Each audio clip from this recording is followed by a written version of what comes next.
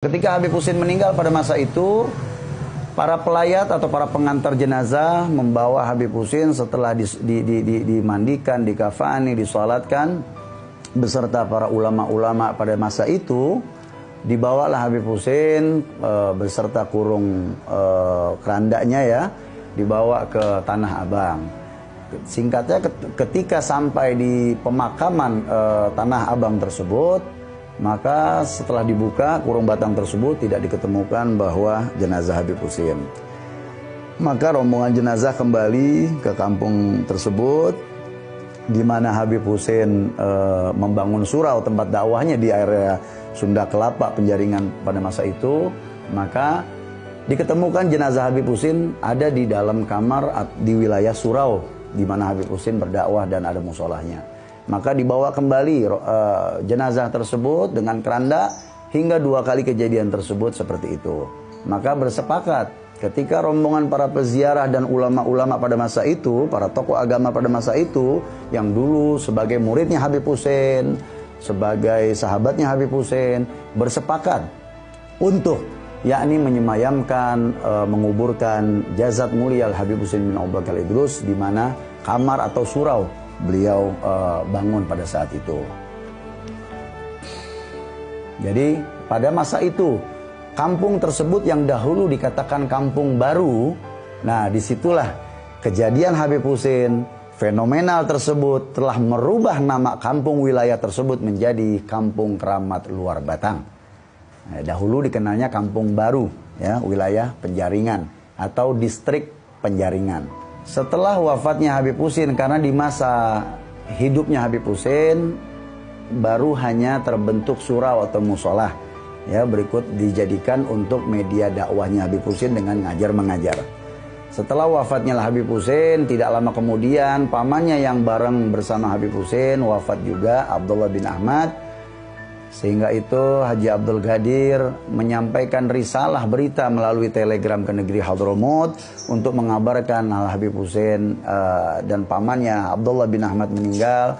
Sehingga tidak lama kemudian dari kejadian tersebut, karena dengan kesedihan yang amat sangat luar biasa dari Haji Abdul Ghadir, ditinggal dengan seorang guru atau seorang walid, seorang yang dianggap sebagai orang tuanya tercinta.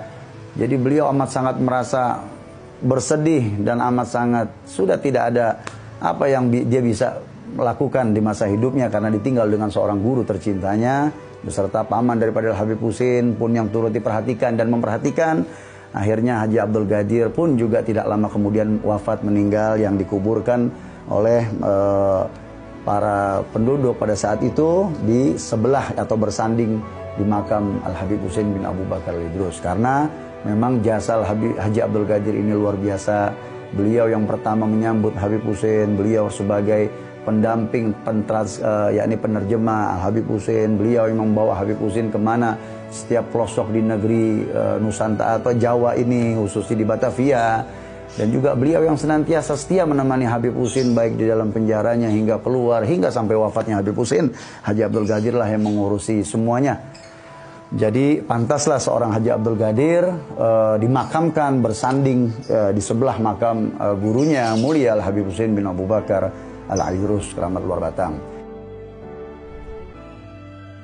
Pada saat kunjungannya Paku Buwono yang ke-10 dari Keraton Solo, Habib Abu Bakar bin Husin bin Ahmad Al-Idrus ini selaku mutawali atau khalifah estafet pengurus daripada Luar Batang, beliau bersama dengan kawan karibnya Al-Habib Ali bin Abdurrahman Habsyi menerima kunjungan dan mendampingi daripada Paku Buwono ke-10 dari Keraton Solo untuk kunjungan ziarah di makam Al-Habib Husin bin Abu Bakar Al-Idrus pada tahun 1920 Masehi.